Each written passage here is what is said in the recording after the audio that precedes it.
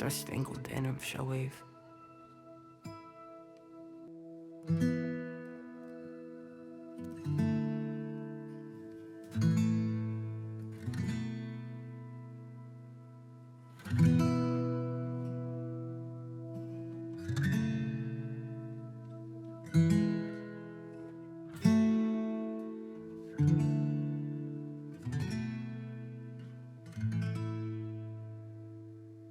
And the Star-Spangled Banner in triumph shall wave o'er the land of the free and the home of the brave.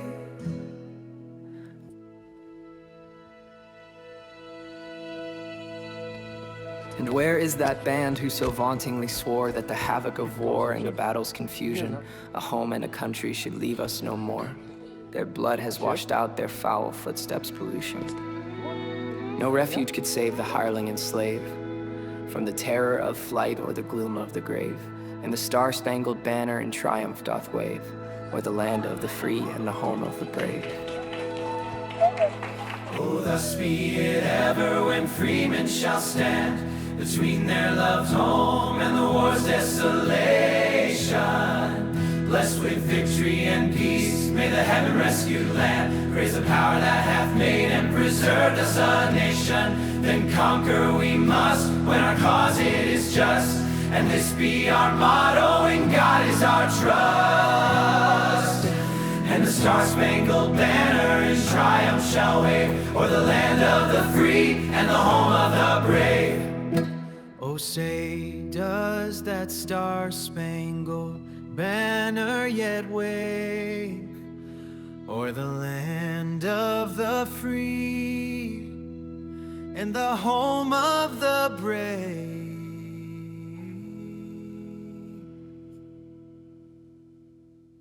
As we celebrate our 250th anniversary here in the United States of America, right now it is really important to look at the state of our union. I don't believe that there has ever been more division within this country in my lifetime. And that's why right now it is vital to really look back and remember what freedom means. Because what it means to be a free American today, I think, is the only thing right now that really will unite us again. To remember how patriots just like you and me gave their all. We take so much of our daily liberties for granted, which is the right that has been given to us, a reward that has been given to us for the fight of our fellow patriots, that we didn't have to fight, but we still get to experience that freedom. Freedom that many of them never fully experienced. And I think the story that we share, the thing that does unite us all together, really is reflected in the story of the Star Spangled Banner, our national anthem. Because the Star Spangled Banner is a story of sacrifice. It's a story where history and legends, they blur, and they come together in this singular, sacred testament to those who have held up our freedom with their very lives. Every single lyric in this song captures an actual true emotion, a true moment, a true experience of turmoil, of faith, of hope, of pride. And it's this feeling that was held by all of the patriots, that has been held by all of the patriots throughout history. Those patriots who bore the responsibility of our flag, of our anthem, and of our freedom. They held our flag up through the smoke and the fire of battle. And when we sing the anthem, we sing it joyfully, but we should be singing it also as a joyful reminder of what we carry within us as American citizens. We sing it, all of us. I sing it without really understanding the weight of each word. And most of us are completely unaware of the powerful history that's being revealed in every single refrain. The man who wrote it, Francis Scott Key, you've probably heard of him. He was a lawyer. He was young. He was 35 years old, which is young. Historians often called him a poet, but he was actually a lyricist. We can see from what he created, he is a lyricist through and through. And when he wrote, he didn't just write in poetry, he actually wrote with music in his head, writing lyrics down to an actual melody. Francis Scott Key's father, he had fought in the Continental Army, and 9 years before he penned the Star Spangled Banner, Francis Scott Key had written another patriotic song that was called When the Warrior Returns. What's really interesting about that song is that it was set to the tune of the exact same tune that he used when he was writing the Star Spangled Banner. It was a popular melody called, I have to read it, the Anacreontic song. I probably pronounced that horribly. But this song, this tune, is the exact same tune that he would use later in the War of 1812 when he penned the Star Spangled Banner, which would define American history as we know it. By the late summer of 1814, America was already reeling because in August of 1814, the British had captured Washington, D.C. They burned the White House, the Capitol, and other government buildings. And this was in revenge to when American troops burned York. York was an upper Canadian capital that we now know as Toronto. It was named Toronto in 1834. Prior to this, it was York. And so Washington, D.C. was captured, destroyed as a retaliation to when Americans destroyed York. Now, during that time, several prominent doctors were captured and also released, but there was one elderly doctor. He was an American civilian doctor named Dr. William Beans. He was taken prisoner by the British. It seemed like they had a special vendetta against him. There are different rumors and different stories, traditions, oral traditions of why exactly they didn't want to release him, but they had planned to hang him. And some of the stories say it is because he refused to aid the British soldiers by giving them food and water. Other times, they captured him thinking he was a spy. You can look into it. A lot of this story that I'm telling you, there are a few contradicting narratives about who or what or when or why. But overall, we're still going to get the full message here. Dr. Beans was captured, and they didn't want to give him back.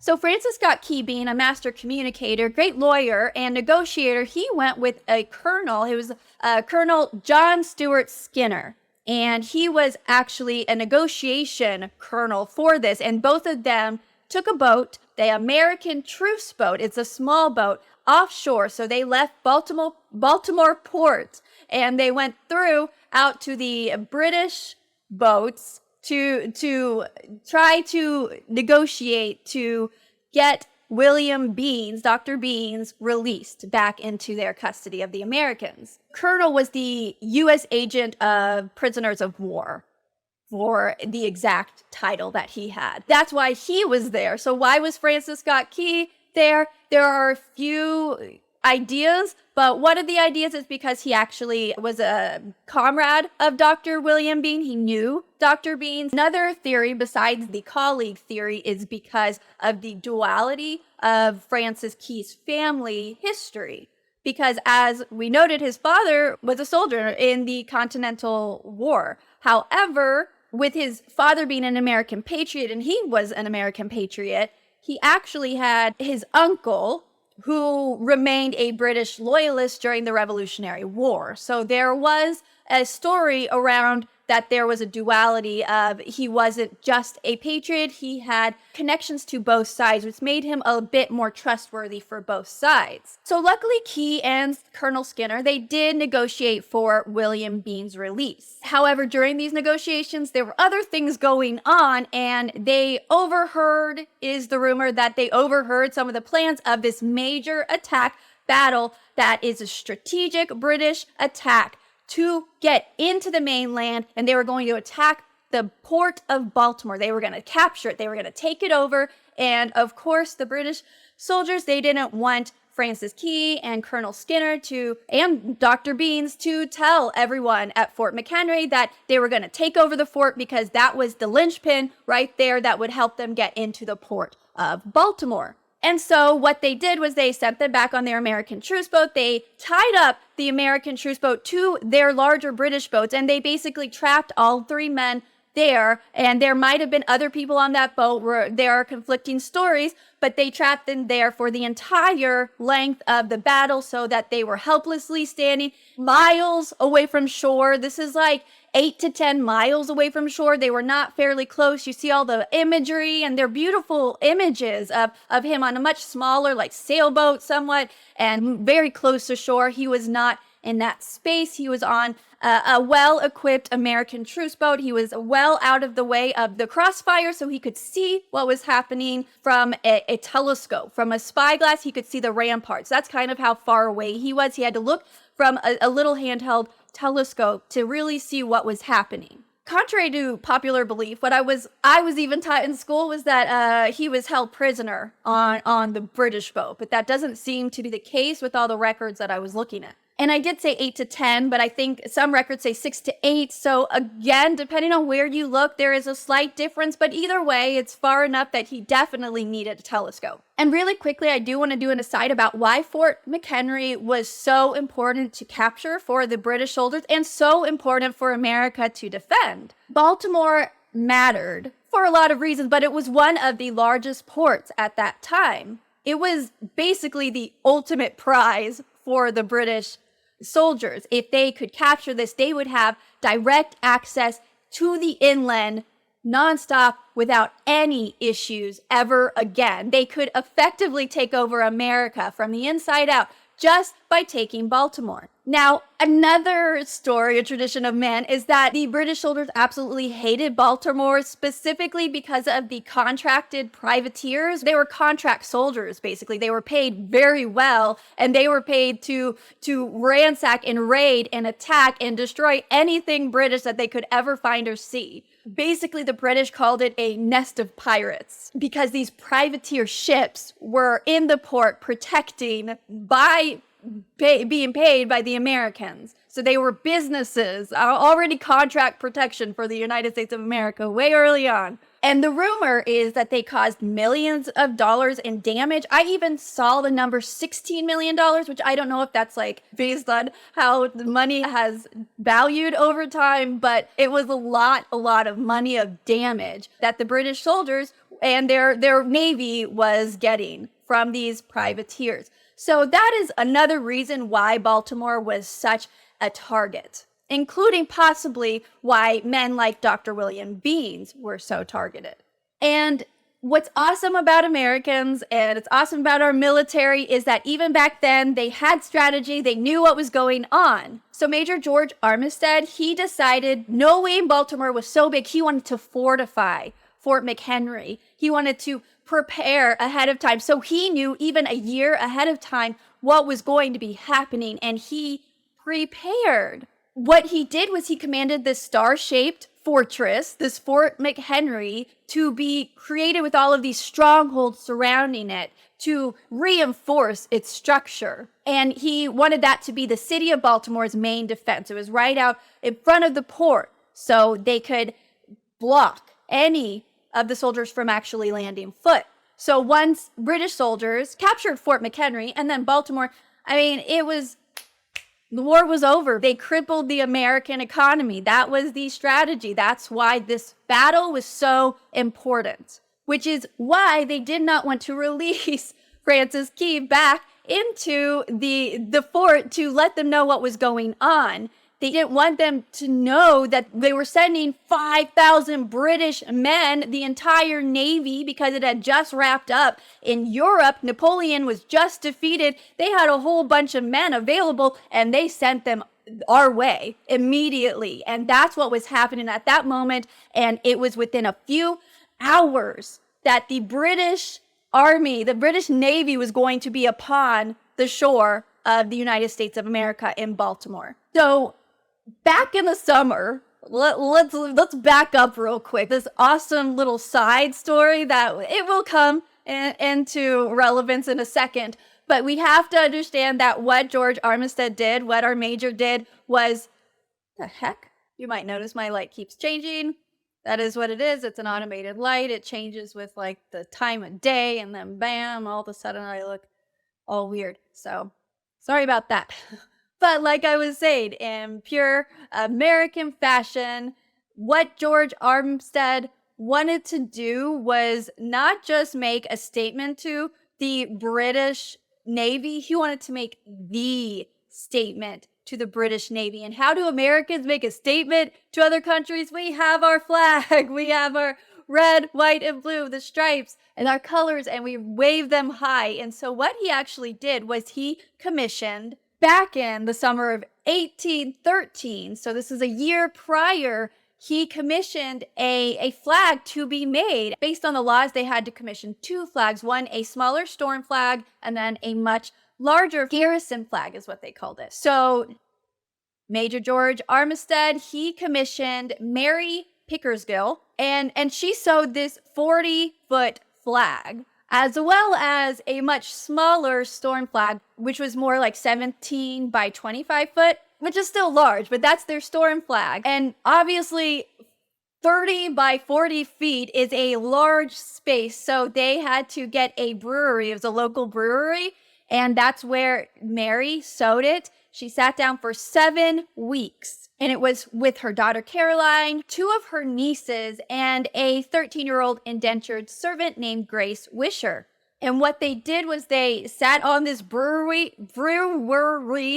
they sat on this large floor, and they sewed this flag out of wool. It was English wool. You have to imagine how heavy this flag would be, especially if it got wet. So the Great Garrison flag, this 30-foot by 40-foot flag that she made, it had 15 broad stripes and 15 bright stars, and the extra stars actually represented Vermont and Kentucky, which had just entered the Union, and this garrison flag was specifically commissioned to honor and celebrate that as well. The reason why he needed this flag, this 30 by 40 flag, is that he wanted to make sure that no matter where they were on that ocean, that the British Navy could see the American flag. That's how we roll. So let's flash forward a year later. Fort McHenry, it is fortified. It has this massive wooden flagpole holding up the garrison large flag, and they have a backup storm flag just in case they need it. And they were going to need it this night because there was a torrential rainstorm. Not only was it a massive torrential rainstorm of bombs, it was actually storming outside.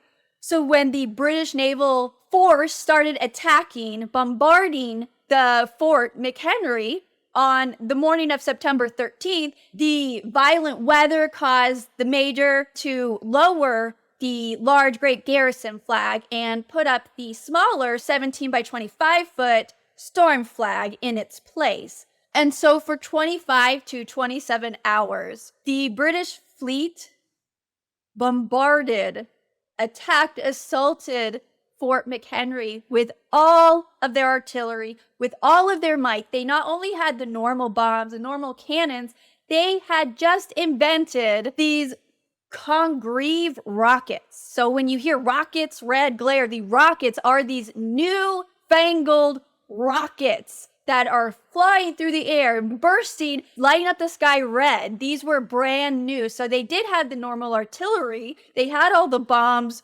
bursting around them, but they also had these brand new rockets. Imagine never having even seen something like this, and it's assaulting your home. And Francis is on this boat 8 miles away, just helplessly watching this happen. Helplessly watching the nights light up. When we look at 4th of July, we see fireworks. We see this brilliant display. We're in awe. he was in awe, and it was a shock and horror of these rockets of the sky lighting up. It's so interesting to see what we do to celebrate and how we remember the night sky lighting up, and we do it as a celebration because that's what we do in America. Remember the Alamo? I mean, we did not win at the Alamo, but that lost battle ended up the reason why it pulled us up to win, Texas wise. Okay, we're not even going into Texas. So anyone watching this, the British, Francis Scott Key and the men on his American truce boat,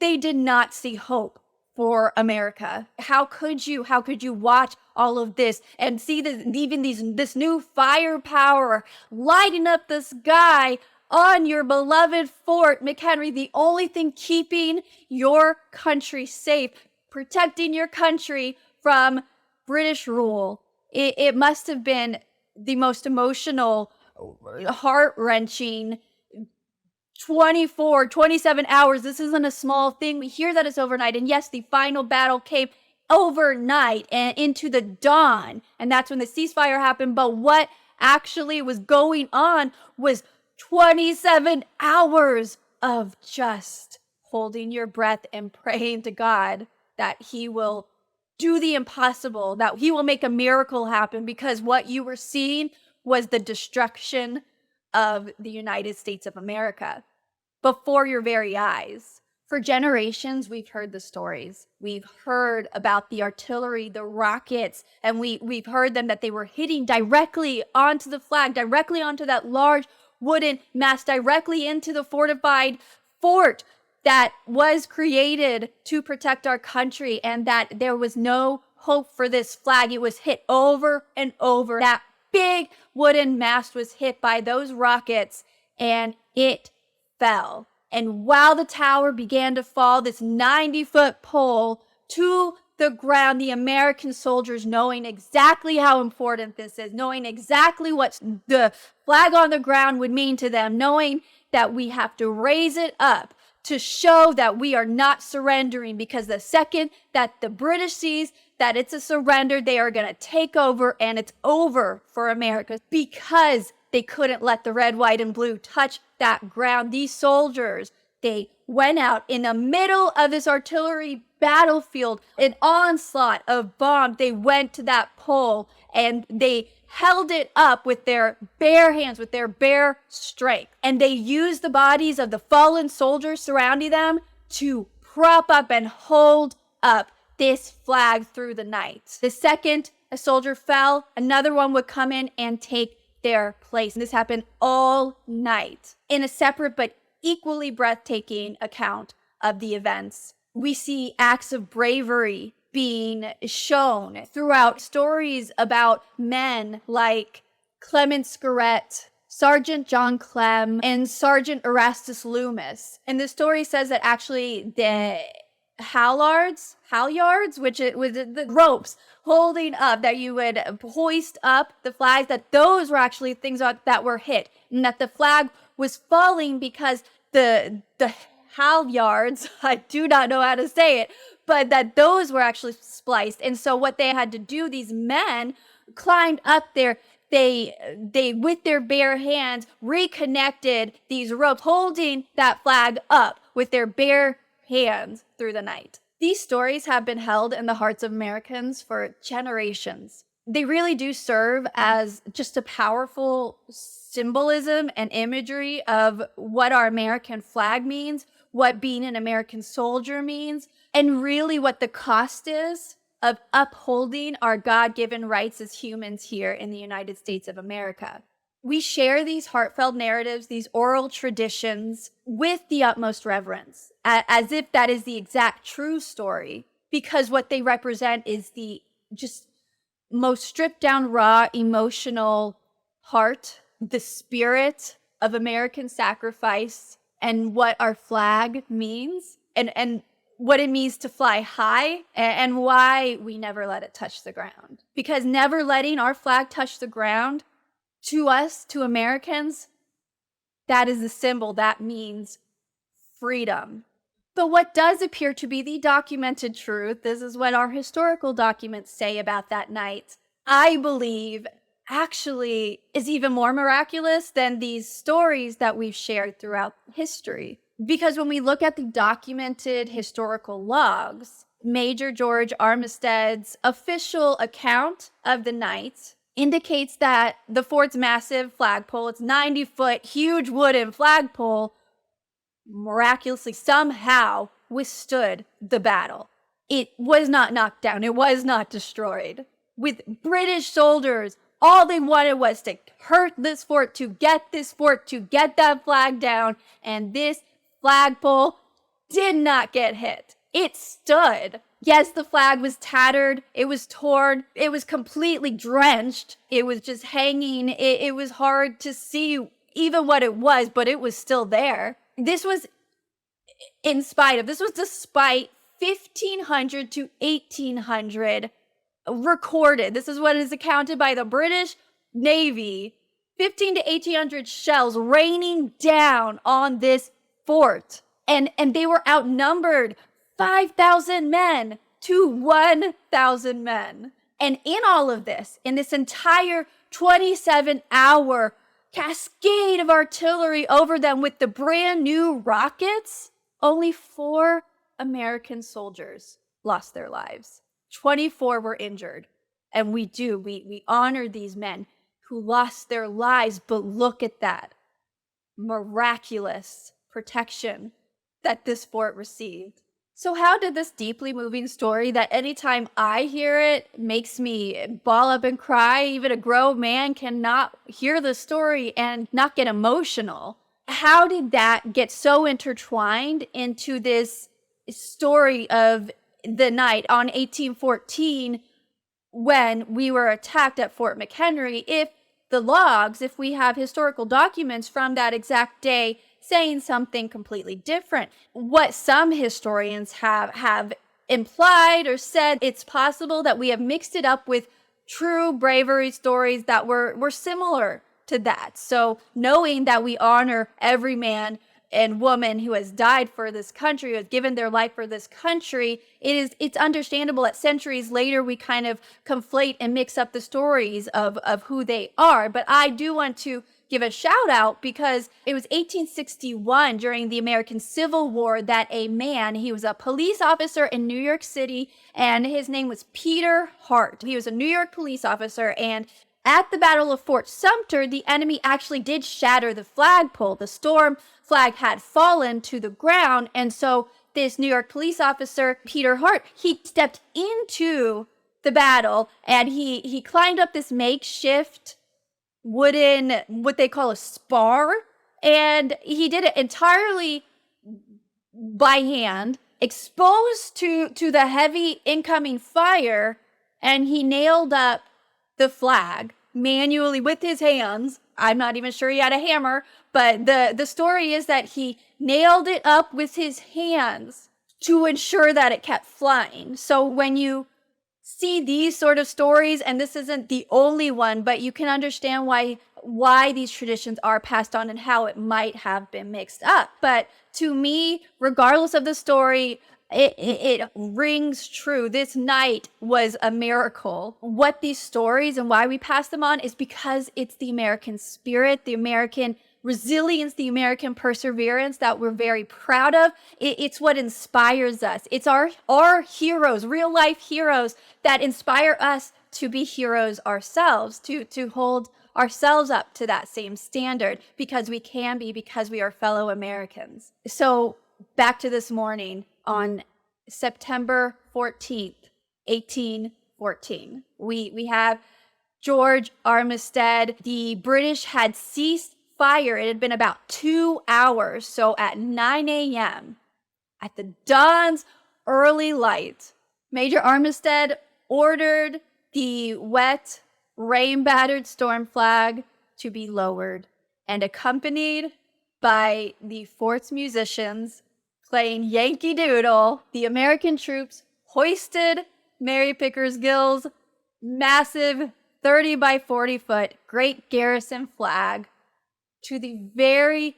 top of that still standing flagpole, so that it would wave high, clean, and bright, in the morning sky. So out on his American truce ship, Francis got key all night. He's looking through his spyglass, just trying to get some sign that the flag was there, that we have not surrendered, because that's his only sign. It wasn't just that it said don't lower it, it was that was the proof that we have not surrendered. He was expecting any moment for that Union Jack flag to be flying high. And so in this morning, in this dawn, he raises that spyglass to his eyes and he looks the 8 miles into shore, and he sees right over that rampart this great Garrison flag flying high in the sky. And see, I'm getting emotional because he saw the broad stripes and the bright stars over the ramparts. The ramparts is the strong tower. So over the stronghold tower, around it, the ramparts that are protecting, and then you have the flagpole, and he saw this massive flag that made sure everyone could see that America had survived and we had not surrendered. And overcome with just elation, with pride, with joy, with reverence to God, with awe of the beauty of this flag. It's a very beautiful flag. He was inspired, and he said that he penned the first few lines of the song right then and there. And because it took a few days, I think like 2 days or something, for the British to retreat, to move back and to be removed from there, he wasn't able to go to shore right away. They hadn't released him to shore right away. So he's sitting on an American truce ship. And so it is most likely, because they had paper, they had clean paper, they had letters, they had pens, they had ink. They were meant to write treaties and different agreements on this ship. So he likely had space and paper to pen out, as he was waiting to get onto shore, all of these emotions to this song in his head, to that melody in his head. And then the story has it that later, a day or so later, he was at a hotel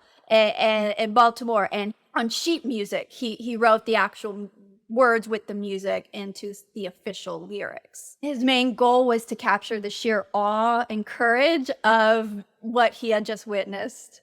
The Star Spangled Banner was originally printed as a broadside in the Baltimore Patriot newspaper on September 20th, 1814, and it was under the title of Defense of Fort McHenry. But Keysong spread rapidly throughout the nation, and really shortly after its initial release, the title was changed to the Star Spangled Banner, and the lyrics were formally published under sheet music as the Star Spangled Banner.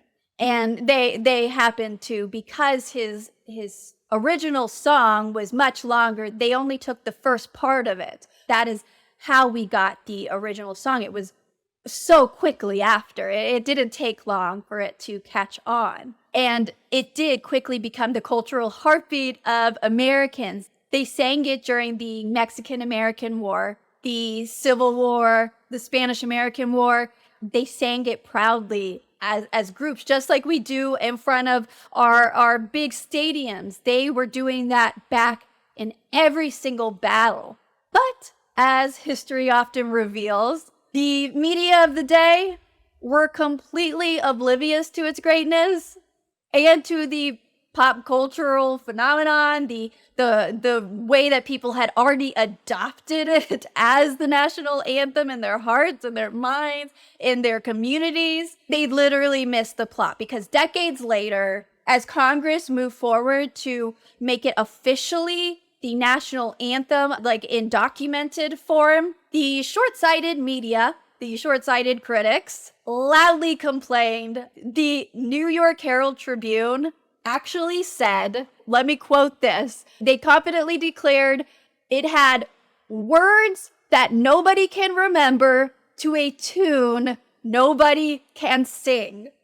Wow, that really did not stand the test of time, did it, New York Herald Tribune? Other critics also foolishly complained that it was too difficult to play. These are musicians, and also that you couldn't dance or march to it. And many also complained that it was too military-centric. So, to each their own, but the overall census was obviously that this is our national anthem. And if you look at the original tune, the actual what we know as the national anthem tune today is slightly different than the original melody to it, but it's still the same amount of verses and refrains. It's still the complicated nature of the song, but many people across the world believe it's one of the most beautiful songs they've ever heard. I think it's such a beautiful song. And the military-centric part of it is so confusing that it's like, yeah, of course, because it's telling a story. It's not just a song about the military.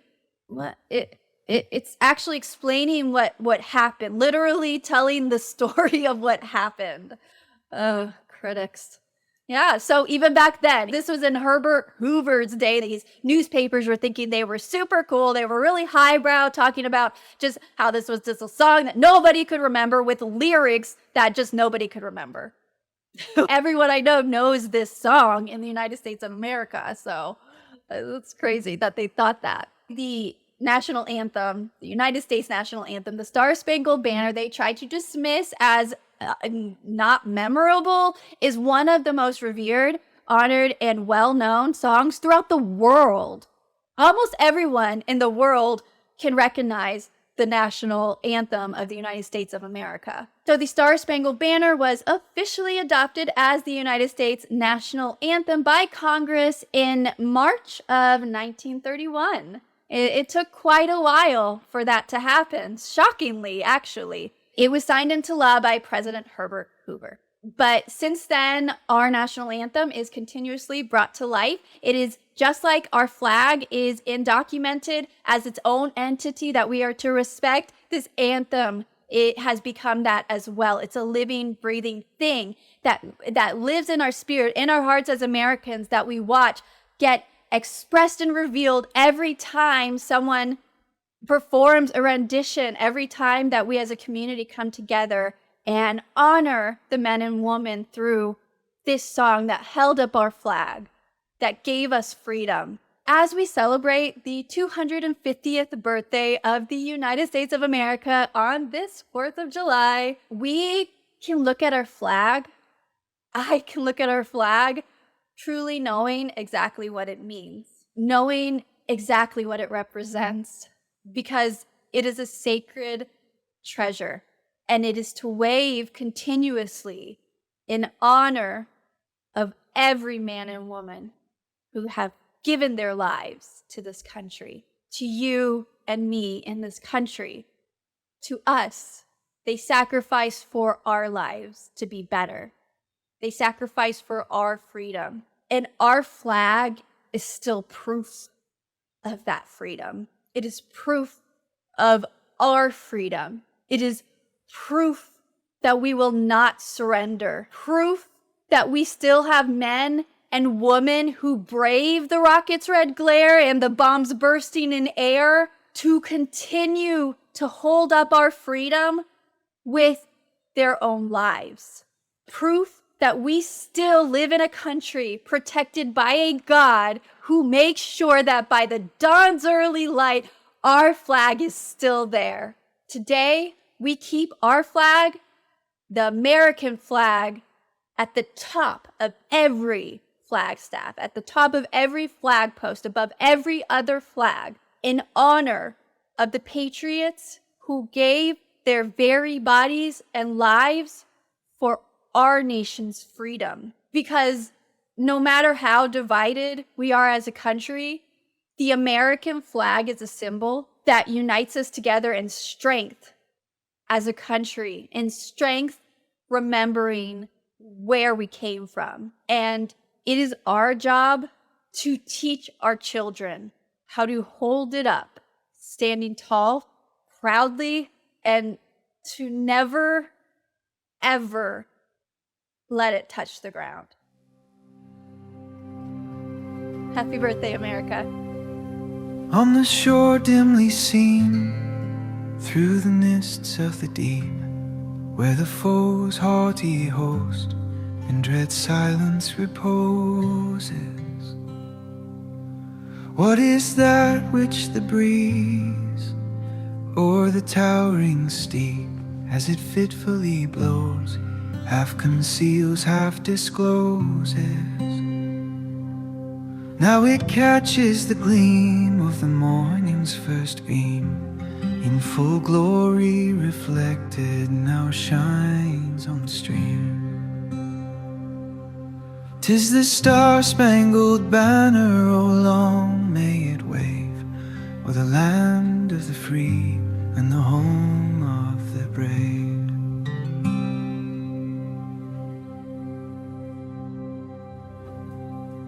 And where is that band who so vauntingly swore that the havoc of war and the battle's confusion,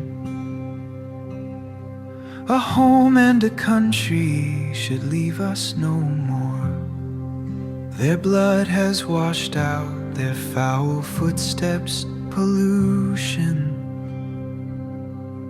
No refuge could save the hireling and slave from the terror of flight or the gloom of the grave.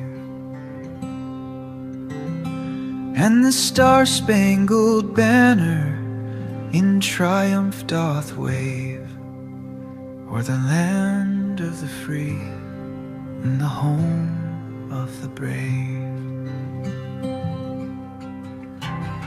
Oh, thus be it ever, when freemen shall stand between their loved home and the war's desolation.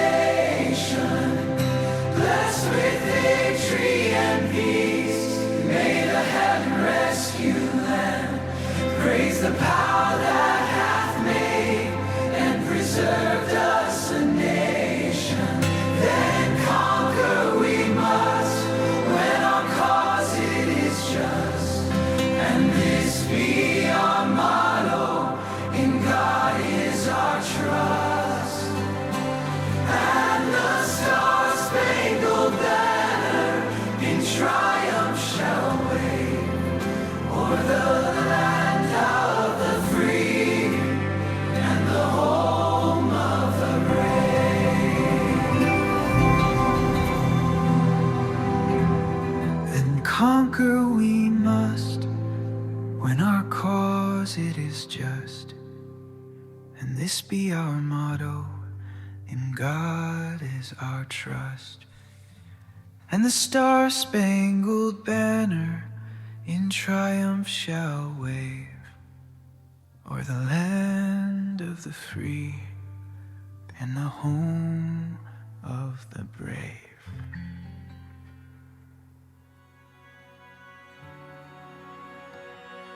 Oh, say, can you see by the dawn's early light what so proudly we hailed at the twilight's last gleaming, whose broad stripes